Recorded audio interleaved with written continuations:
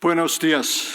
여러분들 안녕하십니까? 베네수엘라의 한인 침례교회 성도 여러분, 올해 추수감사절을 이렇게 영상으로나마 함께 동참하게 될 수 있어서 진심으로 감사합니다. 사실 베네수엘라를 여러 번 가보려고 했는데 저의 신분이 미국 시민권을 가져가지고 정치적인 문제 때문에 비자도 얻지 못하고, 또 당시에 그 영사관들이 다 취소가 되는 바람에, 폐쇄가 되는 바람에 가질 못했습니다. 그런데 이렇게 우리 정 목사님 초청으로 이렇게 화상으로만 이렇게 만나 뵙게 돼서 진심으로 감사합니다. 우리 정원섭 선교사님과 이미경 선교사님은 참 저에게는 참 형제와 자매와 같은 그런 분들이십니다. 제가 뒤늦게 학교에서 공부를 시작했을 때에 이분들의 도움이 상당히 많았습니다. 그래가지고 참 계속 끝까지 계속 있었으면 좋았을 텐데 하나님의 부르심에 베네수엘라로 이제 선교를 떠나셨습니다. 그래서 그 후에 계속해서 이제 서로 소통하면서 SNS로 소통하면서 베네수엘라에 있는 상황과 교회 또 교인들의 사역을, 또 여러분들의 수고를 역력히 보고 있습니다. 그래서 조만간 저도 이제 나이가 이제 65세가 됐으니까 저 역시 이제 이중 국적을 가질까 생각을 합니다. 그래서 한국 패스포드 가지고 베네수엘라를 방문할 날이 곧 올 줄 믿습니다. 감사합니다. 우리 한번 잠깐 기도하고 우리 말씀 보겠습니다. 하나님, 은혜 감사합니다. 오늘 이 시간에 우리 사랑하는 베네수엘라 침례교회 우리 성도님들과 함께 2020년 추수감사절을 함께 보내게 되어서 진심으로 감사합니다. 어려운 환경 속에서 좌절 실망하지 않고 주님을 바라보며 저 높은 곳을 향하여서 한 걸음 한 걸음 나아가는 우리 베네수엘라의 형제 자매들에게 아버지의 크고 놀라우신 은혜가 충만할 수 있기를 간절히 바라옵고, 부족한 종 이제 말씀을 이제 대언하게 싸우니 함께 서서 주님께서 역사하시고 올바른 말씀만 전할 수 있도록 주께서 인도하여 주옵소서. 감사드리오며 예수님의 이름으로 기도드리옵나이다. 아멘. 이제 감사주일 또 추수감사절을 이렇게 둘러싸고서 그동안 이제 매년마다 1년에 한 번씩 찾아오는 그런 절기인데, 우선 우리가 생각하고 싶은 것은 이 추수감사절이라는 것을 봤을 때 이 세대가 지나가면서, 시기가 지나가면서 많이 변천됐습니다. 그래서 어떻게 변천됐냐면 예전에 예를 들면 1차 산업 그 시기에는 사실상 이 추수감사절 절기는 예를 들어서 성탄절이나 부활절, 그 다음에 오순절과 같이 교회 달력에 큰 행사로 이렇게 부분을 차지했습니다.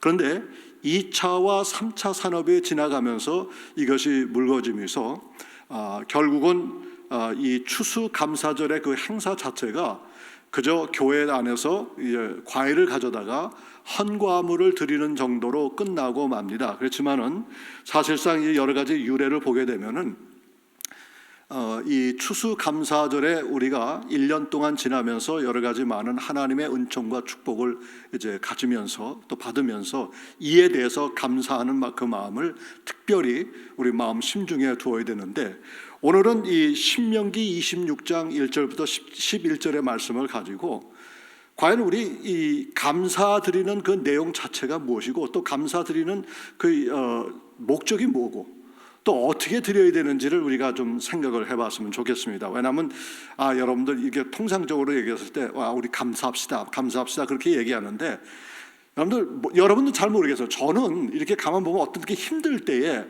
내 마음속에서, 내 입술에서 감사가 나오기보다는 불평, 불만이 더 먼저 나온다는 것을 제 자신이 느낍니다. 제가 이제 목사이면서 하나님의 말씀을 증거하지만은 때때로는 심하고 힘든 과정을 지나면서 이런 가운데서 이럴 때도 감사를 드려야 되는데 이 육신에 이제 얽매여 가지고 감사드리지 못하는 그런 일들이 있습니다. 그렇지만은 오늘 신명기 26장 1절과 2절의 말씀을 여러분 다시 한번 묵상해 보면은, 내 하나님 여호와께서 내게 기업으로 주어 차지하게 하실 땅에 내가 들어가서 거기에 거주할 때에 라는 이런 말로 시작합니다.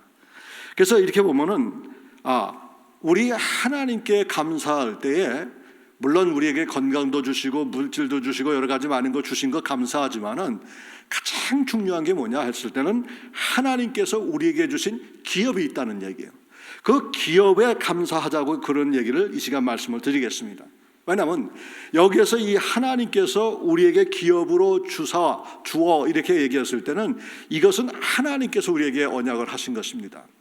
우리가 사람끼리 서로 약속을 하지만은 사람은 항상 그 약속을 어길 때가 많습니다. 근데 오늘 말씀을 보니까 여호와께서 내게 기업으로 주어 차지하게 하실 땅에 내가 들어가서 이렇게 얘기한 얘기는 그 시제를 보게 되면 아직 되어지지 않은 상태 속에서 하나님께서 언약으로 우리에게 주셨다는 얘기예요.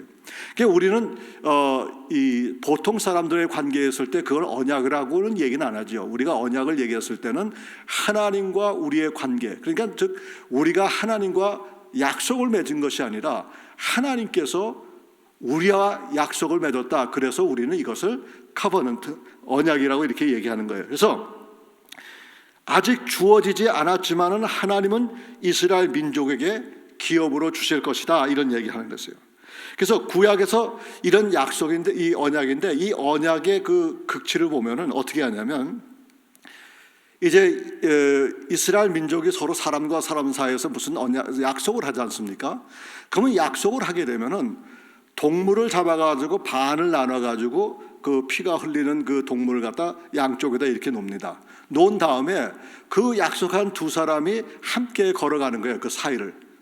그러면 이 사이를 걸어가는 의미가 무엇인가 했을 때 이렇게 두 사람이 언약을 했는데 두 사람 중에 한 사람이라도 언약을 어겼을 경우에는 이 동물이 나님처럼 당신도 그렇게 나뉜다. 이런 약속의 의미를 주는 겁니다. 근데 여기서 중요하게 생각한 것은 이건 사람과 사람이 함께 어떤 그 약속의 프라미스 노트를 가지고 지나간 것이 아니라 하나님께서 아브라함을 데리고 그 사이를 지나갔단 말이에요. 그러니까 이게 엄청난 약속이라는 얘기. 이거는 약속을 이거 깰 수 없는 그런 약속이야. 그래서 우리는 이걸 갖다가 언약이라고 했어요. 자, 그러면은 특별히 신명기를 계속 묵상해 보면 이런 말이 자주 나와요.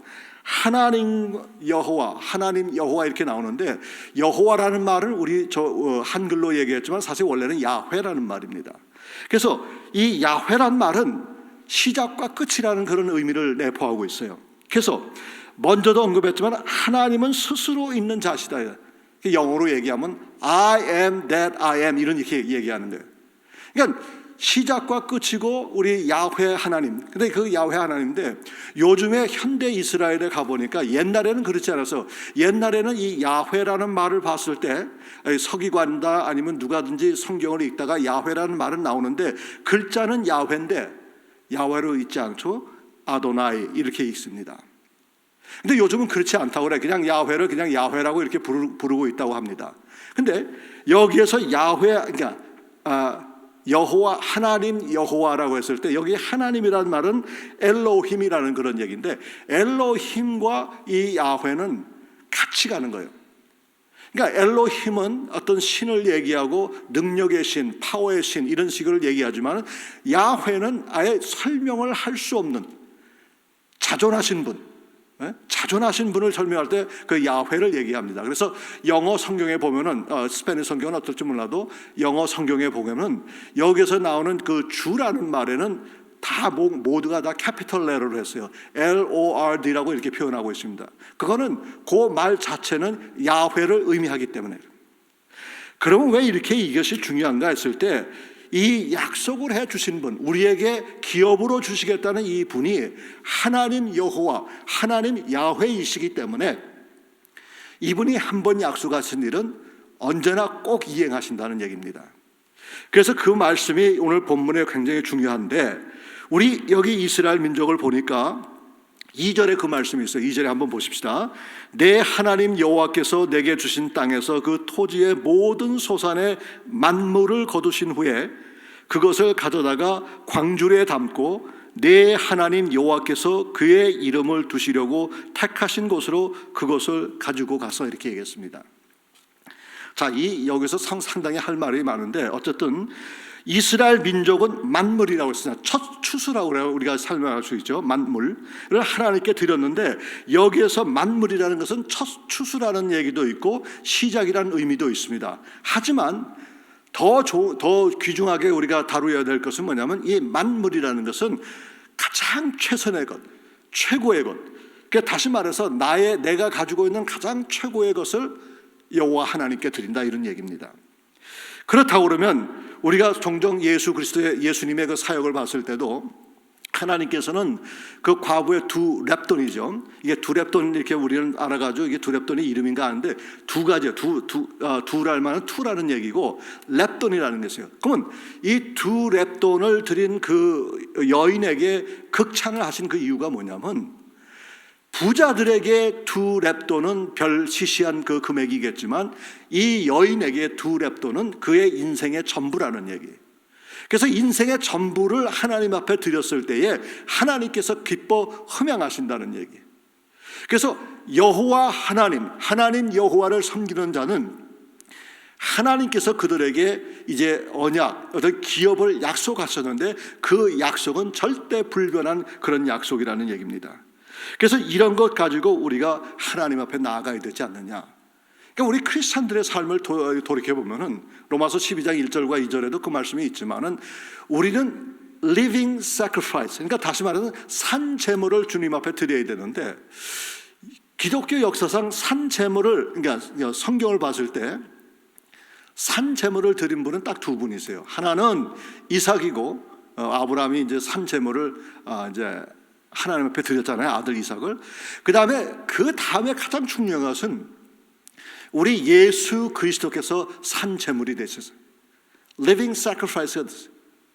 그렇기 때문에 우리가 날마다 믿음 생활을 했을 때 이 우리의 상황이 어떻든지 간에 우리 하나님께서 약속해 주신 그 언약, 약속해 주신 그 기업을 믿고 의지하면서 날마다 우리의 최상의 것을 주님 앞에 드리는 거예요. 뭐 베네수엘라도 마찬가지겠지만은 미국도 그렇고 전 세계가 지금 코로나 바이러스로 몸살을 앓고 있습니다. 이게 언제 끝날지 몰라요. 이게 언제 끝날지도 모르는 상황 속에서 과연 우리 입에서 감사와 찬송이 나올 수가 있겠느냐. 인간적으로 봤을 땐 그건 절대 할 수가 없죠. 하지만 우리 성령님께서 저와 여러분 삶 속에 충만하시기 때문에 그 성령의 도움을 통해서 저와 여러분은 얼마든지 이런 어려운 환경 속에서도 감사와 찬송을 드릴 수가 있고, 감사와 찬송을 드릴 수 있는 가장 기본적인 얘기는 우리는 하나님의 언약을 믿고 살기 때문에 그래요. 하나님의 언약을 믿고 사는 저와 여러분들 삶 속에서는 그 언약 자체가 우리의 삶의 동기부여가 될 뿐만 아니라 이 삶의 그 자체가 정말 우리 신앙의 기본이 되어버리는 거예요. 그래서 무조건 여러분들 예를 들어서 이 어려운 상황을 무조건 다 긍정으로 받아들여야 그 얘기는 아니에요. 하지만 우리가 믿음 생활했을 때 우리 현장이 이렇든 저렇든 간에 이 현장 속에서 하나님의 언약, 하나님의 기업에 대한 약속에 대해서 그 언약을 믿고 살아가는 것이 믿는 자의 기본이라고 이야기할 수가 있겠습니다. 이제 두 번째로는 5절부터 9절의 말씀인데 다 읽지는 않겠지만 5절의 말씀에 이런 말씀이 있어요. 너는 또 내 하나님 여호와 앞에 아뢰기를 내 조상은 방랑하는 아람 사람으로 해서 애굽에 내려가 거기에서 소수로 거류하였더니 거기에서 크고 강하고 번성한 민족이 되었는데 이랬습니다. 뭐 시간 관계상 자세하게 말씀드리지 못하겠지만 그러니까 예를 들어서 이스라엘 민족이 가나안 땅에서 야곱의 식구들이 애굽으로 들어간 숫자가 66명이나 됩니다. 그 다음에 애굽에 있는 그 후손들과 야곱까지 하면 70명이에요. 그러니까 어떻게 보면은 이 처음에 야곱이 총리 대신으로 있었을 때에 그때 이집트로 들어간 그 숫자는 총 70명이나 된다는 얘기예요. 근데 나올 때는 숫자가 200만, 300만, 물론 신학자들마다 더 다른 의견이 있지만은 200만, 300만의 숫자가 출애굽을 했다는 얘기예요. 그리고 또 한 가지는 하나님께서 뭘 얘기를 하냐면 이 이스라엘 민족에게 아주 금싸라기 땅을 주셨어요. 그게 바로 고센 땅입니다. 이 고센 땅이라는 것은 나일강 하류에 아주 그냥 초목이 무성한 그런 땅이에요. 여러분들 아시다시피 이 이스라엘 사람들은 유목민 아니겠어요?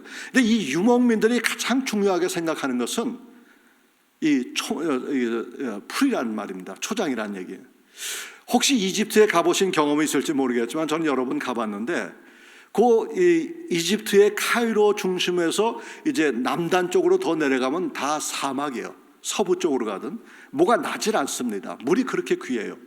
그런데 이 하나님께서 어떻게 이들에게 축복을 해주셨냐면 이스라엘 민족으로 고센 땅을 차지할 수 있도록 했어요. 그래서 우리는 한 가지 생각하는 것이 우리 하나님께서 우리 조상들에게 약속해 주신 그 언약을 믿고 감사하자라는 얘기예요. 자, 그러면 우리 조상 얘기하면 물론 아담이 우리 다 조상이죠. 그렇지만은 우리 한국 사람들도, 한국 신앙인들도 얼마나 감사해야 될지 모르는 것은 실질적으로 한국 초대교회 때, 정말 한국 초대교회 때 적어도 구한말 정도의 수많은 순교자들이 있었고, 그 다음에 이제 40년대 해방을 지나서 그 다음에 50년대 60년대 전쟁을 겪고 난 후에 아주 그냥 전 세계에서 60년대는 전 세계에서 두 번째로 제일 가난한 나라가 한국이었습니다. 남한이었어요. 그것도. 그런 가운데서도 엄청난 그 신앙 가지고 우리 선조들의 신앙 때문에 그들의 철야기도, 금식기도, 그 다음에 부흥회, 사경회 이런 모든 집회를 통해서 신앙이 점점 자르다 보니까 오늘날 이렇게 강대국은 아니죠. 이렇게 부유한 나라가 됐다고 이야기를 합니다만 사실상 여러분들 이건 믿음의 기초에서 이렇게 다는 거예요. 유튜브를 보니까 어떤 사람이 역사를 가리키는 그 강의하는 강사인데 이런 말을 하더라고요. 제목이 뭐냐면 왜 하나님은 미국을 편애하시는가. 조금 듣다가 이제 그건 우리하고 관련이 없어서 그냥 놔뒀는데 결국은 이 미국 서부시대 때부터, 서부시대 그 전부터 봤을 때 영국에서 종교 자유를 위해서 건너온 그 청교도들의 그 신앙 때문에 이 나라가 오늘날까지 부강한 거고 강대국으로 나타난 것입니다. 그러니까 요즘에 미국 사람들 많이 신앙이 쇠퇴되고 세속화됐지만 그럼에도 불구하고 자기 자칭 기독교인이라고 하는 사람이 엄청나게 많다는 얘기예요. 그러면 이 기독교 사상이 이 사회 속에 문화 속에 이렇게 저렇게 묻어 있어가지고 모든 법의 질서와 이런 것이 다 이렇게 지켜지는데 그 질서가 지켜지는 이유 중에 하나가 결국은 이 성경에 기초했다는 얘기입니다. 여러분도 아시다시피 미국의 헌법이라는 것은 물론 이제 미국이 기독교 국가라고 하는 것은 잘못된 표현이고 이게 이 미국이 건국 당시에 기독교 정신으로 세워진 것만은 사실입니다. 그렇기 때문에 이 미국 헌법을 만들 때에 10계명의 기초에서 만들었습니다. 그래서 미국은 주데오 크리스천 이렇게 칸츄리라고 이렇게 얘기하고 영향을 받는다 이런 얘기예요. 그러니까 유대교 크리스천 이 영향 속에서 미국이 오늘날 이렇게 세움을 받았는데 이런 걸 통해서 봤을 때 우리가 지금 해야 될 것은 우리 믿음의 선조, 여러분들 생각에 우리 한국 이민의, 저도 사실 그래요. 제가 만약에 한국에 계속 이렇게 살았다면 아마 하나님은 몰랐을 거라 생각합니다. 그러나 저의 그 10대에 미국에 와가지고 그건 한 반세기를 미국에 사는 가운데서 그 중간에 그 초기에 우리 하나님께서는 강압적으로 주님을 만나시게 했단 말입니다. 그래서 오늘 그 제목도 마찬가지 아니겠어요? 내게 기업으로 주어라는 얘기는 내가 하는 것이 아니라 이게 하나님이 하신 거예요. 하나님의 주권 속에서 우리가 움직여지는 거예요. 사실 여러분들 보십시오. 지금 베네수엘라에서 이렇게 생활하시면서 내가 왜 여기까지 왔는가 가만히 생각해 보면요, 그냥 내가 와서 여기서 이렇게 생활하는 것이 아니라고 저는 믿습니다. 왜냐하면 이 배후에는 하나님의 깊고 넓고 큰 그 위대한 그 섭리가 계셨기 때문에 저는 그렇게 믿어요.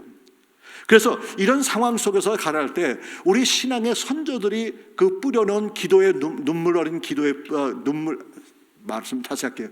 눈물의 씨앗, 그 다음에 기도의 씨앗, 말씀의 씨앗, 이런 모든 씨앗들이 심겨졌기 때문에 우리가 오늘날 이런 놀라운 축복을 얻지 않습니까? 전 복의 개념을 이렇게 설명을 합니다. 인간에게 있어서 가장 큰 복이 무엇일까? 이 복은 다른 거 아니에요. 내가 하나님을 알고 지낸다는 것, 내 자신이 하나님을 알고 지낸다는 그 사실, 이게 참 복이란 말이에요. 근데 우리는 복을 얘기했을 때 물질적인 복이나 어떤 사회적인 위치의 복이나 이런 것만 생각하는 거예요. 사실상 이제 생각했을 때 저와 여러분들이 어떤 분은 이렇게 잘 태어날 때부터 이렇게 미남 미녀로 태어나잖아요. 저도 미남으로 태어났습니다. 그 얘기는 미국 남자라는 얘기예요. 다른 소리가 아니라. 근데 어떤 분은 정말 자유롭게 태어나신 분들이 많으세요. 예? 제가 이제 못생겼다고 얘기하면 좀 가뜩이나 못생겼는데 그렇게 얘기하면 힘드니까 자유롭게 생겼다 이렇게 얘기하는 거예요. 자, 이랬든 간에 결국은 저와 여러분들 인생에 봤을 때는 그게 문제가 아니라 내 상황 속에서 지금 현재 내가 여호와 하나님을 섬기고 있다는 사실, 여호와 하나님을 내 구주로 섬기고 예수 그리스도의 은총 속에서 내가 지금 현 시대에 살고 있다는 그 자체가 복이고, 이렇게 살다 보니까 이제 내가 죽어서 천국에 가는 그런 그 놀라운 축복이 내 눈앞에 있다는 사실이 이게 복이라는 얘기예요. 그러면 이런 모든 것이 그냥 주어졌겠느냐? 그렇지는 않다는 얘기입니다. 우리 선조들의, 우리 부모님들의 그런 기도와 또 염려와 또 여러 가지 많은 신앙의 그 기반이 있었기 때문에 오늘날 우리가 이 영적인 축복을 누리고 살고 있지 않은가 생각됩니다. 마지막으로 10절과 11절 때는 보면은 하나님께서 함께 나누게 하심을 감사하자라는 얘기입니다. 이 얘기는 뭐냐면 다시 10절하고 11절을 보면 여호와여 이제 내가 주께서 내게 주신 토지 소산의 만물을 가져왔나이다. 이제 보세요. 아까 1절에 나온 얘기하고는 다르죠. 이 시제가 이제는 과거입니다. 과거요. 뭐라고 얘기하냐면 여호와여 이제 내가 주께서 내게 주신 토지 소산의 만물을 가져왔나이다 하고 너는 그것을 내 하나님 여호와 앞에 두고 내 하나님 여호와 앞에 경배할 것이며 그랬어요. 우리의 삶의 중심은 경배입니다. 하나님 앞에 예배드리는 게 가장 삶의 중심이에요. 자, 11절에 보니까 내 하나님 여호와께서 너와 내 집에 주신 모든 복으로 말미암아 너는 레위인과 너희 가운데 거류하는 객과 함께 즐거워할지니라 그랬습니다. 이거는 우리가 가진 것이 많고 좋은 상황에서도 함께 나눈다는 그 축복입니다, 여러분. 내가 함께 나누고 싶어도 나눌 수 없는 그런 상황이 있고 내가 나누고 싶어도 나눌 것이 없는 그런 상황이 있는데 내가 조금이라도 나눌 수 있다는 것이 이게 복이라는 얘기예요. 그러니까 우리가 감사해야 할 내용은 하나님 내게 좋은 가정 주셔서 감사하고 내 아들 딸들이 좋은 명문대 가서 감사하고 좋은 직장 받아서 감사하고 우리가 건강해서 감사하고 좋은 집 주셔서 감사하고 이게 다 감사할 내용이지만 뭐라고 그랬어요? 성경에서 얘기하는 그 감사의 복은 다른 거 아닌 거예요. 여러분 생각해 보십시오. 우리가 여기 이 자리에서 가만히 묵상해 보면 하나님 말씀 묵상해 보면은 우리가 가진 것 조그마한 것이지만 이거를 나눌 수 있는 것이 얼마나 복된 것인가. 우리 선교사님 여러분들이 계속 이제 사진을 여러분들의 그 교회 사진이라든가 사역 사진을 이따 한 번씩 보내주세요. 이렇게 페이스북에도 띄우시고 그래가지고 봤는데 여러분들이 풍족해서 그런 걸 나누십니까? 여러분들이 넉넉해서 그냥 나누십니까? 제가 보기에는 그런 것 같지 않아요. 그러니까 언제든지 기도 제목을 이렇게 받게 되면 마음에 정말 뭉클한 마음이 있습니다. 그 마음 가운데 뭐냐면 이네들에게 정말 조금이라도 뭔가 도와주고 싶어 하는 그런 모습이 있어요. 제가 기억하기로는 작년에 여러분들 그 크리스마스 슈박스 크리스마스 그 운동 제기했지 않습니까? 올해는 어떻게 될지 모르겠지만 그것도 다시 한번 하면 좋겠어요. 왜 그러냐면 그 베네수엘라에 특별히 어른들도 있지만 이 어린 심령들이 얼마나 고통과 어려움 가운데 지냅니까? 우리가 미국에 사는 사람들 그런 선물을 봤을 때는 별것 아니라고 생각하지만은 그런 내용을 우리가 조금이라도 함께 나눌 수 있다고 그러면 이거보다 더 놀라운 게 어디 있겠습니까? 근데 이 나누는 마음 역시도 하나님께서 함께 하셔야 그런 마음이 생긴다는 얘기입니다. 왜냐하면 사실 미국에도 자선 사업가들이 엄청나게 많아요. 근데 그런 사람들이 millions of dollar, 몇백만 불씩 이렇게 기부하고 그러는데 그런 기부하는 동기부여가 다른 거 아니에요. 당신의 이름이라든가 아니면 당신의 여러 가지 내용들을 자신을 나타내기 위해서 그런 일을 하는 거예요. 그러나 우리 믿는 사람은 절대 그렇지 않잖아요. 그리스도께서 우리에게 사랑을 나누어 주셨기 때문에 우리가 다른 사람에게 나누어 주는 거예요. 근데 이 정말 누가 신실한 기독교인이냐 이렇게 생각했을 때는 나눔이 풍성한 사람이 기독교인이에요. 왜냐하면 예수님께서 그렇게 했기 때문에 우리도 역시 그런 식으로 한다는 얘기입니다. 사랑하는 성도 여러분, 베네수엘라 상황은 잘 몰라요, 제가. 그렇지만은 그저 뉴스로 들려지는 그런 아주 얄팍한 지식 가운데서 여러분들이 얼마나 힘들고 어려운 과정을 거치느냐, 어떻게 보면 여러분들 삶 속에 전혀 소망이 없어 보일 때도 있을 거예요. 그러나 여러분들 보세요. 이 코로나 바이러스 관계도 오늘 이 시간에 감사 예배를 드릴 수 있다는 그 자체가 얼마나 놀라운 하나님의 축복입니까? 그래서 저는 우선 특별히 감사한 것은, 저도 역시도 이 미국에 살지만은 이 지난 10개월, 9개월, 10개월 동안에 정말 자가격리도 많이 하고 지금 활동하지도 못하고 그러면서 참 마음 가운데 계속 묵상하는 것이 뭐냐면 그런 거예요. 우리 하나님께서 이런 어려운 상황 속에서도 남을 섬길 수 있는 기회를 이렇게 주신다는 것 자체가 너무나 감사한 것이에요. 그래서 여러분, 하나님께서 우리에게 기업을 주셨다는 것 자체를 놓고서 감사하시라는 얘기예요. 그래서 그 감사를 통해서 우리가 생각하면, 두 번째로는 우리 조상들을 통해서 하나님께서 은혜를 내려주시고 그 조상의 기도의 덕분과 또 신앙의 덕분과 그들의 눈물의 여러 가지 모든 것이 이제 믿음의 씨앗이 돼서 오늘날 저희들이 그분들의 그 신앙의 그 덕을 우리가 본다고 생각했을 때 이것에서 감사하자는 얘기입니다. 그다음에 마지막으로 한 가지 더 주면은 그 얘기 자체가 있죠. 하나님께 우리에게 나누게 하시는 그런 축복을 주셨어요. 그래서 2020년도 추수감사절에 여러분들이 이 모양 저 모양으로 많이 사역을 이렇게 생각을 할 수가 있겠지만은, 우리가 주어진 이 상황 속에서 그래도 떡이라도 반쪽 나눠 먹으면 얼마나 좋겠느냐. 그래서 이것을 나누는 그런 상황 속에서 저와 여러분들이 주님 앞에 기쁨과 영광과 존귀를 올려드리시기를 주의 이름으로 축복합니다. 그리고 분명히 이제 이중 국적을 가지고 한국 패스포드를 가지고 베네수엘라를 꼭 찾아갈 것입니다. 여러분들 기도해 주시기 바랍니다. 우리 한번 기도하죠. 아버지 은혜 감사합니다. 하나님께서 우리 사랑하시고 인도하시고 2020년도 힘든 가운데서도 저희들에게 아버지 하나님 이렇게 추수감사절을 기쁨으로 예배 드릴 수 있도록 인도하심을 감사합니다. 비록 우리 상황이 또 우리 여건이 그렇게 원만하진 못하지만은 이 가운데서도 역사하시는 그 하나님, 또 우리에게 언약을 베푸시고 우리에게 기업을 주신다는 그 언약 속에서 우리 모두가 그 말씀을 부여잡고서 이 어려운 상황을 잘 이겨나갈 수 있도록 주님 도와주시옵소서. 하나님, 우리에게 신앙의 선조를 보내주시고 그분들의 기도를 통해서 우리가 이마만큼 성장할 수 있도록, 영적으로 성장할 수 있도록 인도하심을 진심으로 감사합니다.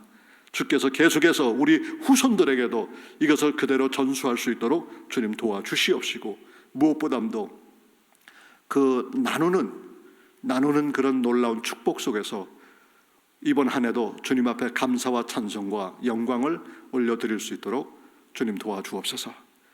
감사드리오며 예수님의 이름으로 기도드리옵나이다. 아멘.